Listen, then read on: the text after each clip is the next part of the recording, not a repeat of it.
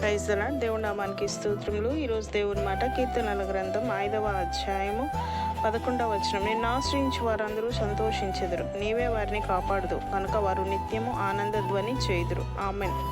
ప్రార్థన. పరిశుద్ధుడు అయిన మా తండ్రి, మీరు ఇచ్చిన ఈ శుభదినాన్ని బట్టి స్తోత్రములు నాయన. ఈ ఉదయకాలం నాయన మీరు నాయన మాకు చేసిన వాగ్దానాన్ని బట్టి స్తుతులు చెల్లిస్తున్నాం. ఎందరైతే ప్రభువా మీ సన్నిధిలో మిమ్మల్ని ఆశ్రయిస్తారో ప్రభువా వారిని అందరినీ కూడా మీరు కాపాడుతానని సెలవిచ్చున్నారు.